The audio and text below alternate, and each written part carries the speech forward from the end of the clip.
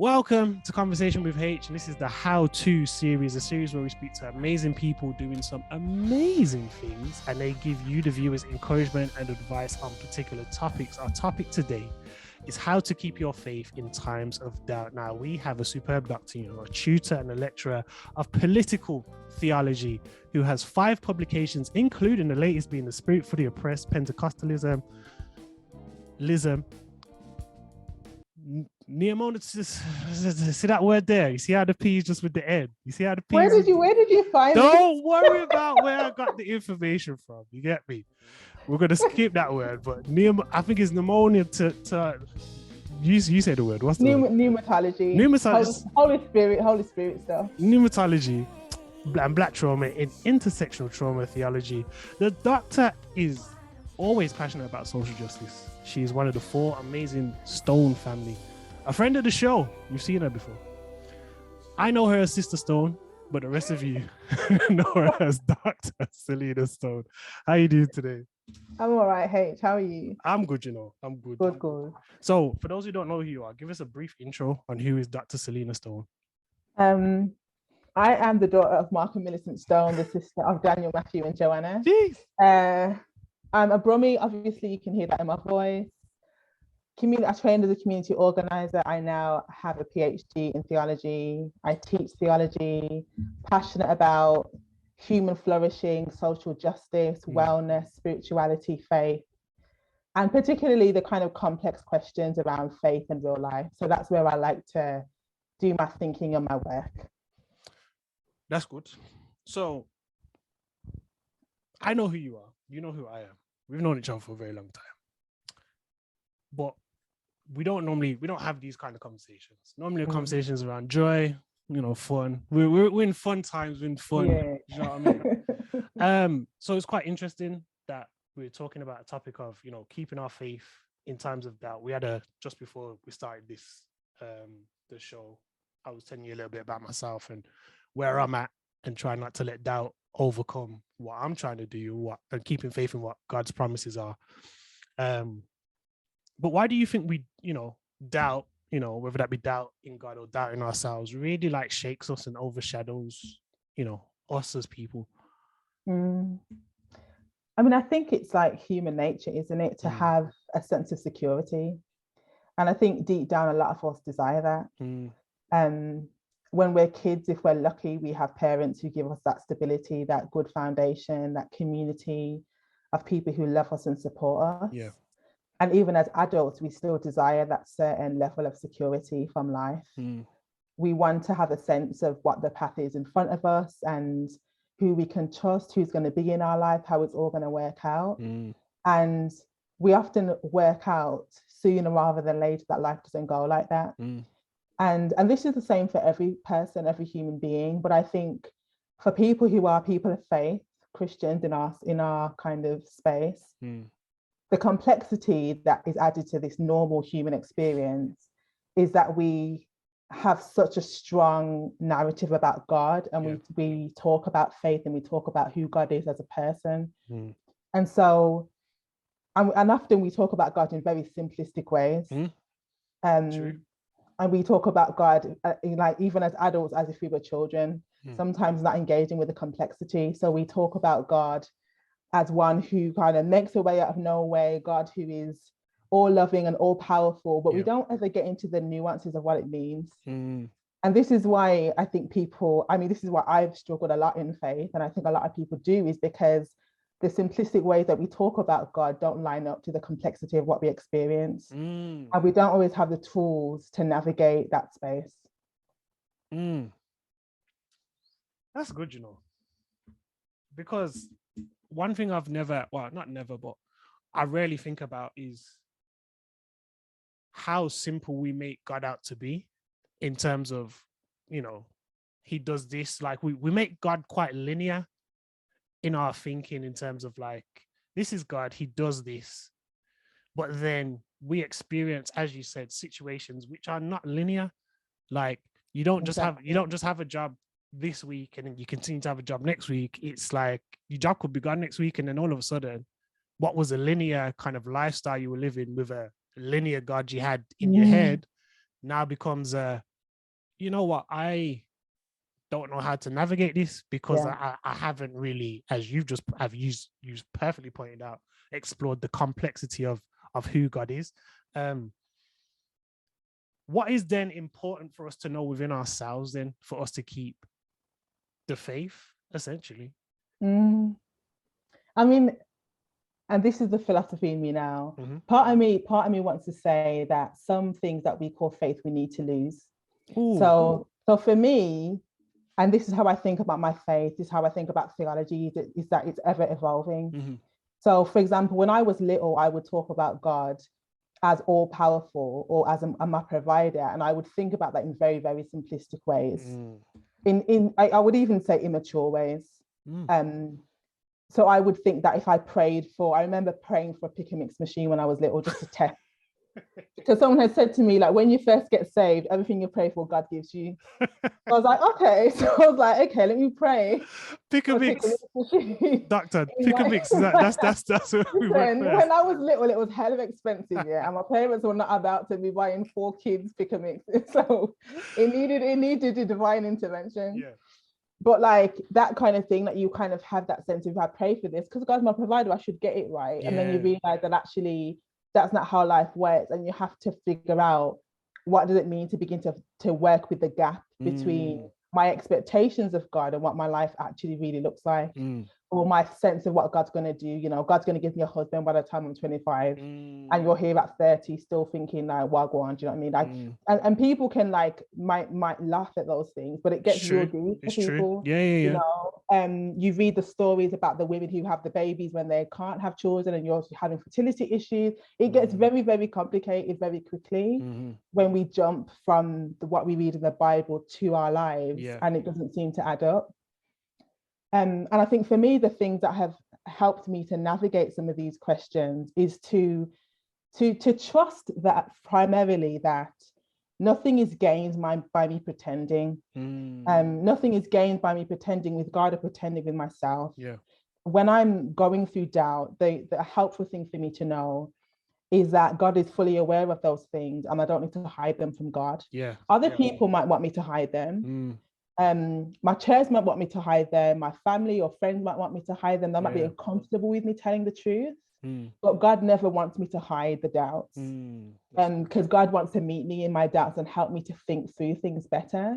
And I've been surprised at that. I've been surprised at how much when I bring those doubts to God and I talk through them, sometimes angrily, actually. Like, I'm not going to say I'm here like, oh, loving God, you know, sometimes I'm livid, sometimes I'm absolutely fuming. 100%. But the important thing is to keep on talking and keep on giving that space to share. And in the midst of you doing that, somehow it might be something you end up hearing, a podcast you hear, or it might be a friend or a conversation you hear, or something you read that just cuts through the pain that you're feeling. So know that God is interested in you sharing that with God, and God is not wanting you to pretend. For me, is essential. I think that is key to us essentially keeping the faith, not even just in times of doubt, just keeping the faith in general. Because when our conversations start to just get less and less with God, you start to see that we, not God, but we as people start to think, maybe I'm a bit too far away from God to have certain discussions, because I'm not talking to him as consistently as I was in 2017 or 2019. So then what then happens is we move away from a God who is always trying to draw us closer, which is then hard to just, as I said, not just in times of doubt, just to keep the faith in a general aspect, day-to-day life, when there's not even doubts or fears that are involved in you keeping the faith. Sometimes it's just you're curious about something else. And that has nothing to do with fear or doubt. That just has something to do with, my mind's taking me somewhere else. Maybe I should, explore that. And those kind of doubts, I think, also need to be explored. Like, I think I'm talking about a doubt here, about doubt in God's love for us, doubt in what's happening in our lives, all those kinds of doubts. But there's also those deep doubts about, is this faith even true? What is the Bible? What am I even reading with this? Is this really happen? Can I trust, what I'm hearing on a Sunday? those kind of doubts, I think, like, can be quite easily resolved in comparison to the other ones. Because we're living, like, as Christians today, as part of a body of people who for centuries have been wrestling with these questions.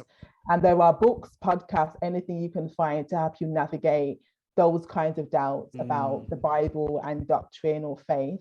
So you're not alone either. And that's also something I think to keep in mind. Definitely. So tell us a time when you've had to try and keep the faith in a time of doubt, and what was part of the journey to get into keeping that faith, essentially. I mean, I'm always doing like you ask this question, like, was there a moment where you had doubt and now you're like, I have no doubt. Listen, hey there. As somebody who's like intellectual and thinking all the time, there's not a day when I'm not having to like work on something. Like, there's lots of days when actually the beauty of life and the beauty of moments of great joy make me so much more aware of God and so much more aware of the goodness of life, so much more aware of God's kindness and faithfulness. And those days are the easy days. But a lot of the time, I'm really wrestling with doubts. I'm wrestling with doubts about my life, what I'm doing, is it the right thing? I'm wrestling with doubts around, did this thing I'm reading in the Bible, what do I do with this? You know, I'm wrestling with, is God even hearing me when I pray? I'm wrestling with, look at the state of the world. Is God really almighty or powerful? Look at the state of things. And I'm wrestling with all kinds of doubts most of the time. But there's one thing that I think I've probably learned, and this is only because I've done the opposite so many times, is that it doesn't help me to withdraw from God. Like I do this all the time before, you know, I'm struggling with doubts, so let me just like forget about my prayer life, and let me just throw myself into work or distract myself with a relationship, or just like, you know, just and none of that helps me to find myself. None of that helps me to find the path forward. So I think withdrawing never helps. But for me, wrestling with doubt is an ongoing thing. But I think that for me, what I've realized is that doubt is an important part of faith. I heard someone say once that the opposite of faith isn't doubt, it's certainty. And what they meant was that faith by its nature requires that we continue to walk with God even when we're not sure what's going on, even when we don't know how it's going to work out, even when we don't know whether we're even following the right voice, whether we're just trying and we're putting one foot in front of the other. That's the nature of faith. So when you get to the point where you feel like you have it all sorted and you've got all the lines crossed and the thing, it's more time you're relying on your own understanding, more time you're relying on just the very neat boxes somebody gave you that you're holding on to, but are not a reflection of the reality of life. So for me, I've realized that me doubting about these things is it's not a problem for my faith. It's part of faith. But it's actually just that I continue to walk with God. Lots of people hide in uncertainty. They pretend that they're certain. And it's those people who, when you talk about your doubt, they say, just keep on saying this. And it's like, or maybe we should talk about the doubt. Or maybe we should be honest about what we're dealing with instead of pretending, you know. And I think certainty can become this pretense, this false image that we present to ourselves or to God or to others. And that's the opposite of faith. Faith says, I'm going to go even though I'm not sure. That's the very nature of faith. Faith says, I'm going to drive 100 miles to this place to meet this person or to meet this thing that God's kind of instructed me, just go. And whether me knowing that person or this thing or whatever is going to happen or turn up, I don't know. But I'm just going to do it because I've been instructed by God. That's, as you said, essentially faith. One of the things that I've kind of like noticed about people, not even just during the pandemic, but after, and this kind of goes back to your point, is they have faith in God to do things for other people, but they don't have faith in God to do stuff for themselves. So it's like, I trust God to do something for Selena, Dr. Selena, I apologize. I trust God to do something for Haych. But in terms of my situation, that same God that I trust for you two, I don't trust for myself. I don't have faith in for myself. Which to me, sometimes, you know, boggles my mind, because it's like, you trust in the same person. or the same God, sorry, you trust in the same entity. Like, why does that happen? Or do like, just give me a little, if you have any insight into how we can trust God for others, but not trust God, or have faith in God for others and not have faith in God for ourselves. Yeah. I mean, I think the first thing that came to mind was like how having faith is an act of vulnerability. Like when we actually name what we desire, we name what we hope for, and we ask God for it, like that takes a lot of faith. I remember when, and a lot of vulnerability. Yeah. And I remember in the times when I've been most broken, I haven't even had the emotional space to be disappointed again.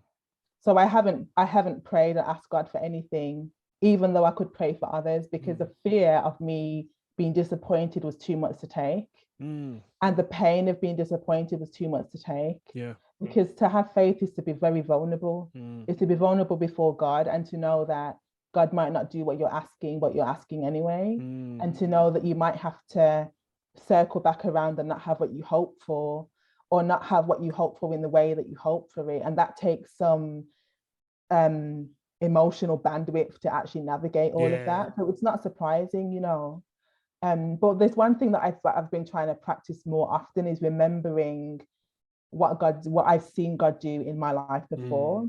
And it's easy to say that, and it's only now after like 33 years that I feel like I've practiced this enough. Wow. That when those voices tell me God doesn't listen to what you're saying, God doesn't care about the details of your life, God isn't interested in what you're asking for, I go back and I remember when you were praying for a house, remember when you were praying for a job last time, remember when you were praying for, you know, friends and for family, remember when you were praying for these things, and you're now living in the reality of those answers to prayer. Yes. And trying to remember those things, because when the emotions come and the doubt comes and the fear comes, the first thing to go is you remembering, is the perspective of you remembering what's happened, and training yourself. I've had to train myself to literally say out loud, like, this is what I've experienced.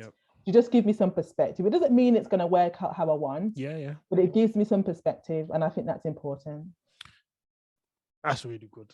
That's really good to kind of help people in terms of understanding that, you know, this current situation may not be, you know, what you had faith in God for, but he's brought you to a point where there's situations you can look back and say, when I had that faith, God came through. When I had that faith, God came through, and those types of things. That's great. Definitely. One of the things that's, you know, happened for a lot of people, for everyone globally, pandemic. So a lot of people have lost faith, jobs, people in their lives. So how would you say to that people keep the faith in what feels like a time which is just forever going to be filled with doubt? I mean, I think I would probably say that one of the ways that it's helped me to navigate difficult times has been to realize that it's not personal, to realize that it's just the nature of human experience is that we suffer, we have pain, we have to deal with unexpected twists in our story that we didn't plan for. We have to deal with traumas of various kinds. And just because you're experiencing that, it doesn't mean that you're abandoned. It doesn't mean that you're unloved. It's just the nature of life that we're having to navigate. And I think COVID has been like that. It's touched every kind of person. We've all had our lives impacted by COVID, and some more than others. People have lost family members, they've lost health, they've lost all their job, all kinds of things people have been affected by. And I think I would say that sometimes keeping the faith is just believing that God sees you and that God loves you and that God is with you. Sometimes that's all the faith you can muster, is to believe those things and try and keep on going every day, keep on waking up, keep on doing your best for yourself, for your family, for your friends. Continue to be the person who you know you want to be in the world. Continue to look for opportunities and to take them when they come your way. Continue to pray, continue to ask God to order your steps, and just keep on going. Take it a day at a time. And sometimes I think that's all we can muster, and that's being good enough. That's really good. That is. I think one of the things that, you know, has come to why I do this, why I've started this how-to series, is that hopefully people will watch, be blessed, what can come back to. So it's not a thing where it's a one-off thing. It has happened and I've gone to an event and I've listened to this person speak, and that might stick in my mind for a little bit, but this is something that will encourage and still be there to encourage you in the days where you feel like you haven't got faith, in the days where you're about to teeter in terms of, oh, do I have the faith in this? Do I not have the faith? You know what? Let me go and watch this excellent video with Dr. Selena Stone. So I just want to say I appreciate you. Before I go on to our last question, I really appreciate the everything that you said. Because I know I'm inspired by it. I know other people who will listen will be inspired by it. I hope it acts as an inspiration for you at any point in time. But my last question would be, if someone only caught this last section of the video, what would your lasting encouragement be to them? I think I would want to say, I would just want to say that I think what God wants more than anything is for us to be with God. And that any barrier in our minds, in our hearts, in what we've been told about God that stands in the way of that, God is not for it. That God has done everything necessary to bring us close to God, that we can live with God in peace and in joy. Yeah. And even in times of doubt, God is wanting to bring us close. God can be trusted. God is somebody who is consistent and faithful. Yeah. And God is a safe space. I think that's what I want to say. Excellent. Dr. Selena Stone, we appreciate your time. Thank you again. And you guys watching at home, I hope you've been encouraged. This has been how to keep your faith in times of doubt. Stay tuned. We'll have much more of these types of episodes coming for you very, very soon.